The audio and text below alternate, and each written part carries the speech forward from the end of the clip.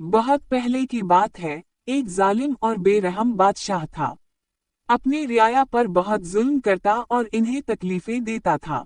रियाया तंग होकर हमेशा इससे निजात की दुआ मांगती रहती थी। एक दिन का वाकया है, बादशाह शिकार करने के लिए जंगल गया। जब वापस आया तो अपने मुल्क में ऐलान कर दिया कि मैंने आज तक जो भी जुल्म व सितम किया है, इसकी तलाफी वाव भर पाई तो बहुत मुश्किल है, लेकिन आइंदा मेरी तरफ से सब लोग इत्मीनान रखें। अब मैं ना जुल्म करूंगा, ना किसी का कोई हक मारूंगा, बल्कि अपनी रियाया के हुकूक का ख्याल रखूंगा। उनको किसी तरह की कोई तकलीफ नहीं पहुंचने दूंगा और उनके दिलों को खुश करने की कोशिश करूंगा।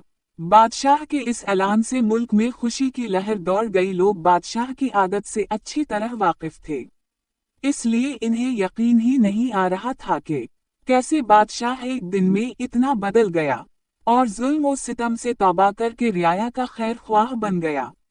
मगर बादशाह ने जो कहा वो कर दिखाया और उसी दिन से मुल्क और रियाया की भलाई में मशगूल हो गया। चुनाचे सब लोग अमन चैन से जिंदगी गुजारने लगे। बादशाह को भी चाहने लगे इसकी लंबी उम्र और इसकी हुकूमत के बाकी रहने के लिए दुआएं मांगने लगे। सारे वजीर हैरान थे कि अचानक बादशाह में ऐसी तब्दीली कैसे आ गई। एक दिन एक वजीर ने अर्ज किया, बादशाह सलामत, अगर इजाजत हो तो एक सवाल करूं।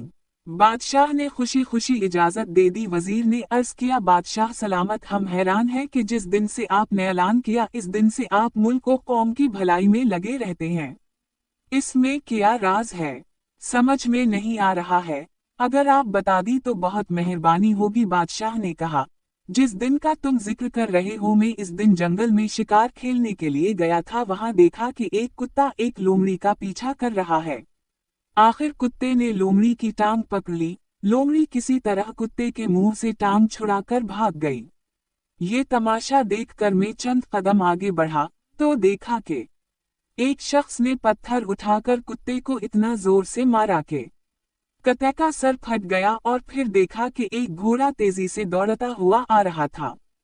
पत्थर मारने वाला इसके पैरों के नीचे आ गया और इसकी टांग टूट गई। घोड़ा अभी ज्यादा दूर नहीं गया था कि इसकी टांग भी एक सुराख में फंसकर टूट गई। ये माजरा देखकर मेरा दिल दहल गया।